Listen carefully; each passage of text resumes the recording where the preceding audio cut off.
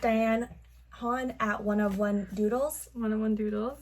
It's a great Instagram. Everyone should check it out. It says, LOL, snail mail. Hello, friends. I wasted 55 cents on stamp to mail this to you because coronavirus. LOL, baby cat. If you want some! Wait, I can't. You're like... So remember when we were like, oh, this is going to be over in May?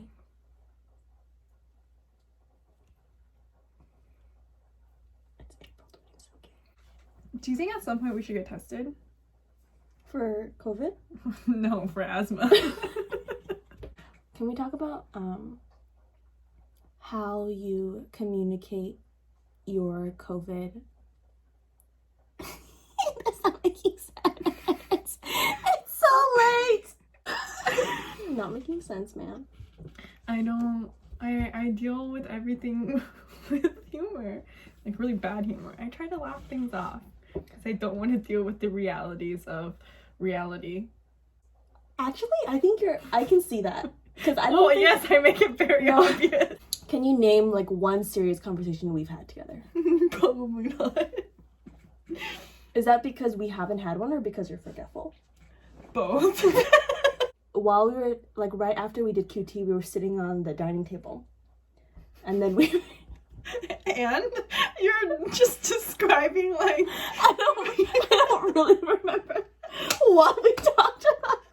Okay, there are moments, though, when I do have very serious conversations, and that's how you just know, like, it's real.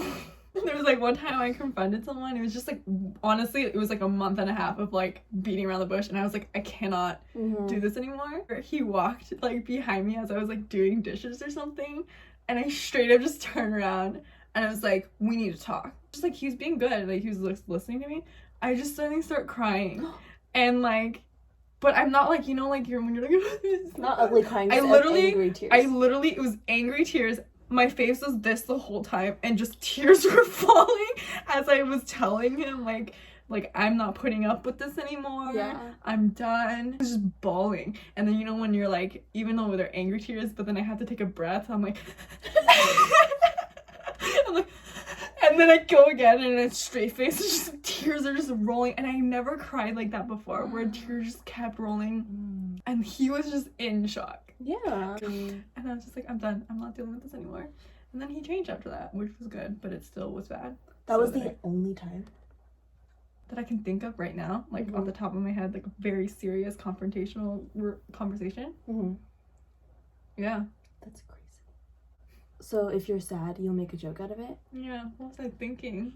Stupid. But then will you, like, later by yourself at home cry like, about it? Think Yeah. about it? Why would you cry? I was depressed. Because of boys, or? No, I just hated myself. Okay, wait. How do I just have no self-confidence and hated myself for a really long time. In college? Like my whole life. I'm trying to have a serious conversation. No, I'm ready. Keep laughing. No, I'm ready. I'm just confused that it's happening right now. I wasn't ready for this. I think that was the biggest issue, was I was craving love from external factors and validation from external factors, and I didn't get any of that because I was a wallflower and I didn't exist. So even if I, like, looking back, it's like, why would anyone, like, care about me? Because I just never spoke up or, like, even made myself into existence. But then that was, like, a never-ending cycle of, like, oh, like, I don't matter. I'm a burden on everyone, so I won't speak. But now I don't matter because no one notices me. Another cycle.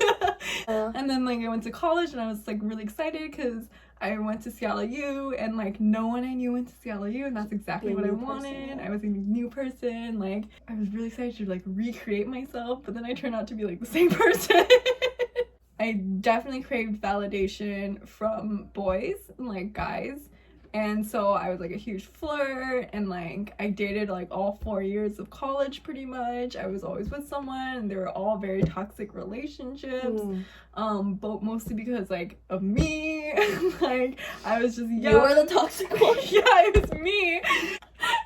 So you broke all their hearts. No, they broke mine, but then I kept going back to them. Oh, okay, I get it. I love this like one comedy sketch that you probably will never watch because it's really dark humor. Okay. But when you love yourself at a 30%, like 30% you love yourself, and someone comes around and loves you at 35%, you're gonna be like, oh my god, That's like, so true.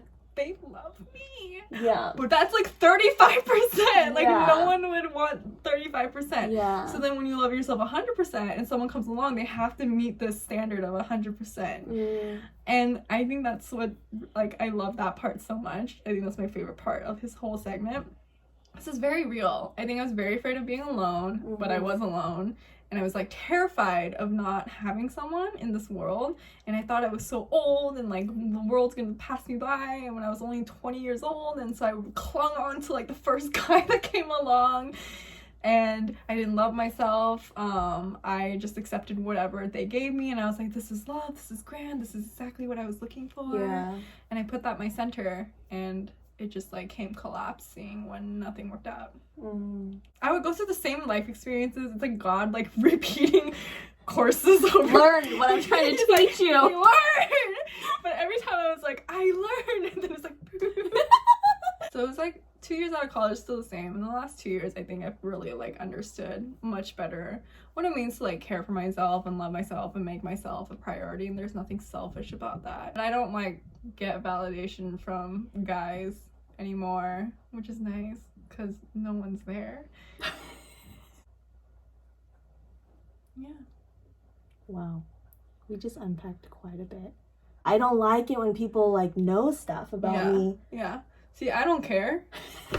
And We're another very thing that we're different. different. Like, I just don't like that. I just don't. So I'm really- never gonna learn about you. That's what we're getting at. That's not the case. I know all the factual things. You were born on July 1st. What if you got that wrong? See, people don't know I was on a dance team. Yeah, you were. Facts. Excuse me.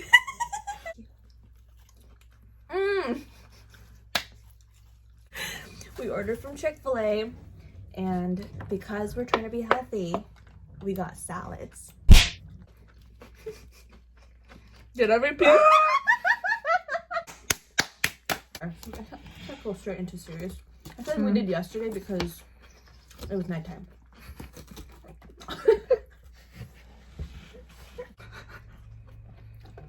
You ready for the next question? What has been the highlight of your year so far?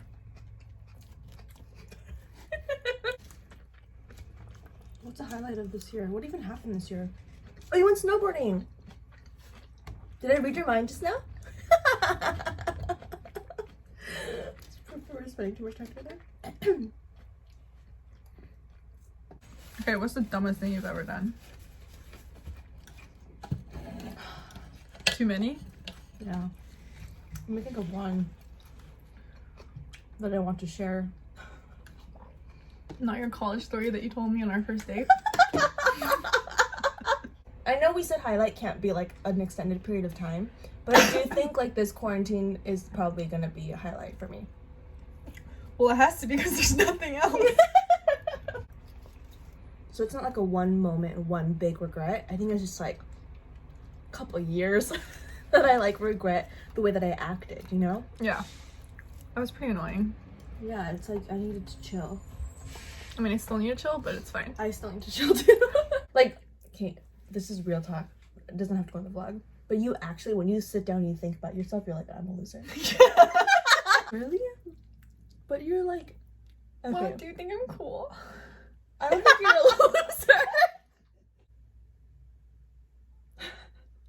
How do you do that? If you're known as a person who gossips and slanders, you're a loser. What are these things? What is something you are obsessed with? What's your favorite number? That's a good one. 21. 3. Nice. Why? I don't know. I don't know. It's just 3. Or 7. So What do you think of tattoos? do you have any? No. Mm. Do you have any? I have some. Should we show the vlog your tattoos? This one is a heart to represent my love for my wrist. This one says the stars and more hearts.